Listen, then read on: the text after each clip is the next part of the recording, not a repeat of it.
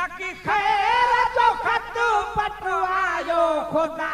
सल खैर करे खुदा सल खैर करे खुदा सल खैर करे खुदा सल खैर करे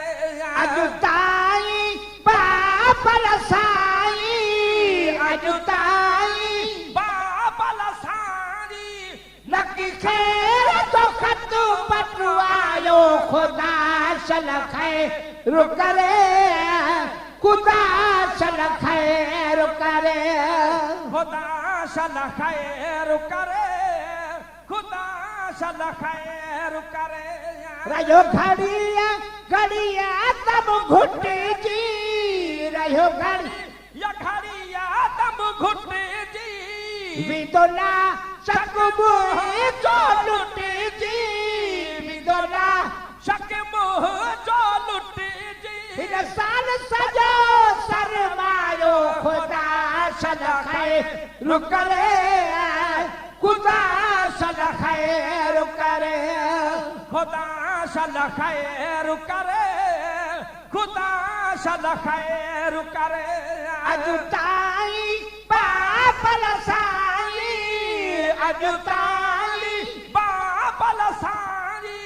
नक्की खैर जो खत पटवायो खुदा सल खैर करे खुदा सल खैर करे खुदा सल खैर करे खुदा सल खैर करे जहदी जुदा थी बे तू जहदी जुदा थी बे तू जहदी जुदा थी बे तू न फरो चई चई मू न फरो चई चई मू अखरन के घणो समझायो खुदा सल खैर करे खुदा सल खैर करे खुदा सल खैर करे खुदा सल खैर करे अजुताई बाबल साई अजुताई बाबल साई नक्की खैर जो खत पटवायो खुदा सल खैर करे खुदा सल खैर करे खुदा सल खैर करे खुदा सल खैर करे हर वक्त जनाब आली हर वक्त जनाब आली हर वक्त जनाब आली आया का कबूतर खाली आया का कबूतर खाली पैगाम न कहीं पहुँचायो खुदा सल खैर करे खुदा सल खैर करे खुदा सल खैर करे खुदा सल खैर करे अजुताई बाबल साई अजुताई बाबल साई नक्की खैर तो खत पटवायो खुदा सल खैर करे खुदा सल खैर करे खुदा सल खैर करे खुदा सल खैर करे रूह की पीला काबा कया प्या रूह की पीला काबा कया प्या रूह की पीला काबा हुयो आखिर मेलो बाबा हुयो आखिर मेलो बाबा उठिलन खे न झुकायो खुदा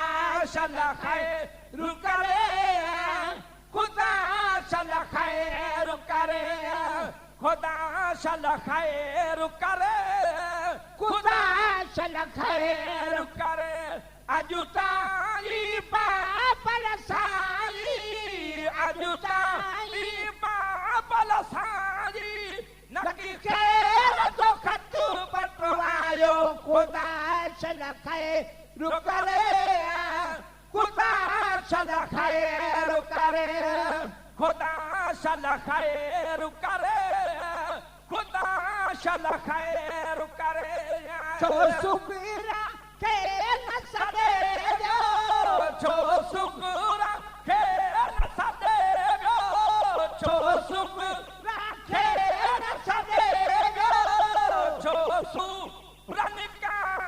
छदे जो सुरनिकार छदे जो सुरनिकार छदे जो कैफिन छाती लायो खुदा सदा खैर करे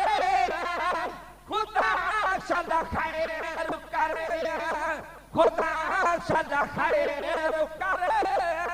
खुदा सदा खैर करे अजुताई पापल सारी अजुताई पापल सारी नकी खैर तो खतु पत्र आयो खुदा सदा खैर करे खुदा सदा खैर करे उनके समय दो अरिसो उनके समय दो अरिसो अमा असुरी को ना तरिसो अमा असुरी को ना तरिसो बिना थारा तरिसायो खुदा सदा खैर करे खुदा सदा खैर करे खुदा सदा खैर करे